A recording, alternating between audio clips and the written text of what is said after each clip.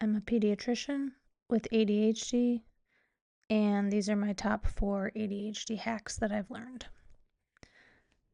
Number 1 is setting a timer. Oh my gosh. How many timers do I have on my phone? I mean, you have your phone on you all the time. Just pull up the little clock, set a timer. I'm going to read the news for 5 minutes. I'm going to fold clothes for 10 minutes. I'm going to read this book for 6 minutes. You will find that you won't get sucked down rabbit holes because when that timer goes off, it'll remind you like, oh, I was intentional about this. Oh, hi, do you want a snack? Here you go, babe. This is Lucky. She's my therapy dog. She's the sweetest. We're going on a hike. Okay, so back to timers. If there is something that you don't want to do, for example, for my husband, it is pull weeds, but he wants to pull the weeds because they drive him insane, but he does not want to go pull the weeds.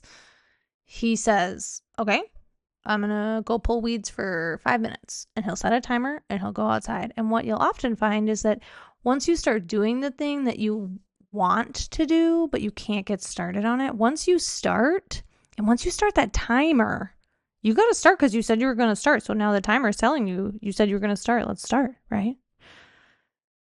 Once you start that timer, even if it goes off, if you're in the flow, you can keep going. But it's just that thing that can get it started. So timer's number 1. Number 2, gamification. So anything you can turn into a game, turn it into a game. It is so much more enjoyable. So my nephew has ADHD and his mom wanted him to clean the room before they went to his sister's dance recital, and he did not want to clean his room, and we were just standing in the kitchen and he was just standing there and we were talking about something else, and I looked at him and I said, I bet you can't clean your room in under 5 minutes. And he took off like a lightning rod, man. He was down those stairs into his room. The thing with gamification, though, you better start the timer if you told him you were going to time him. So he came back upstairs in like 90 seconds. And I went down with him and I looked and I'm like, sure enough, you did. You cleaned your room. But he came upstairs laughing. He thought it was so fun. Turn anything you can into a game. Number 3, this is a communication thing that I do with my husband. He has ADHD. He'll be deep in his phone, whatever, and I need to tell him something about like the plumber's coming at 3. He'll be deep in his phone and I will say, I need 30 seconds of your time to tell you about something. Sometimes I just say, I need 30 seconds. And he wants to listen. He wants to pay attention. But that just snaps his focus to me. And he's like, okay, I can do it. 30 seconds. I can do 30 seconds. Versus if you just start talking to someone with ADHD, their mind is going to wander. So really setting the limit for them, like, can you just give me 2 minutes of your time so we can go over the schedule for the week?